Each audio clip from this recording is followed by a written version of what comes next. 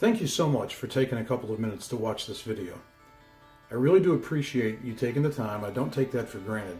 And I wouldn't ask you to take the time, except that this is something that I feel, and the staff, as we've prayed together about this, we all feel this is so important. I'm going to talk to you about something that for many of you is old news, so to speak. It's already been something you've experienced. It's been something that many of you, dozens of you, have said actually changed your lives for the better. And I can say this about it myself. I'm going to talk to you about freedom ministry, and it changed my life. When I talk about freedom ministry, this is really addressed to those of you who, either because you're relatively new to new life or simply for some other reason you've never taken a part in it, you've wondered what exactly it is when you hear us mention that from the platform. Freedom ministry has very little to do actually about getting free from some kind of addiction, pornography or alcohol or drugs. Now, if you struggle with an addiction like that, well, good news is freedom ministry can help you step into complete freedom. But freedom ministry is so much more than that.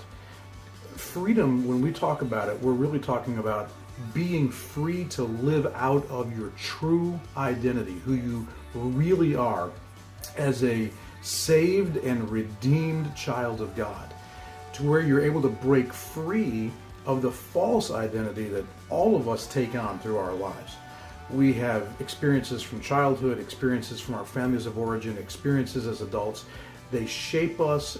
The enemy lies to us on a regular basis about who we are, and we all start taking things on.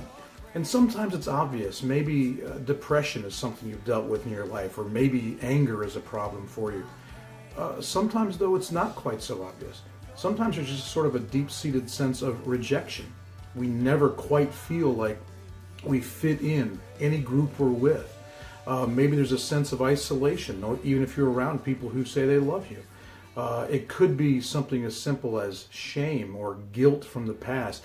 Or maybe it's very different. Maybe it's always about striving and feeling like you have to work harder to achieve more, and you're never satisfied with what you have, and you always wonder if you're measuring up to what people think of you. I could go on, but all of these are the kinds of things that freedom ministry addresses, and it helps settle in our hearts and in our minds once and for all who we really are in Christ Jesus, what is available to us by way of joyful, fulfilled living through Him. And it helps us understand how to actually step into what Jesus provided for us through His death and resurrection. And as we move through these Freedom Foundation classes you've been hearing us talk about, each one builds on the last, and it sets you up for an amazing encounter called Kairos that takes place in March. And every single time we come together for those events, and especially for that Kairos at the end, God just does awesome things in people's lives. And so I want to encourage you to look into the foundation class that is coming up on September 17th on that Sunday evening. You may feel like, I don't have time to work this in my schedule, whatever. But I'm just asking you as a personal favor, and then as your pastor, because I really care about you being able to become everything that Christ purchased you for and redeemed you for and saved you for, to consider getting involved in these foundation classes and look toward making Kairos a possibility in March. If you have any questions, ask any of us on staff. We would love to talk to you about it, and we hope to see you at Freedom Foundation class number 1 on September the 17th.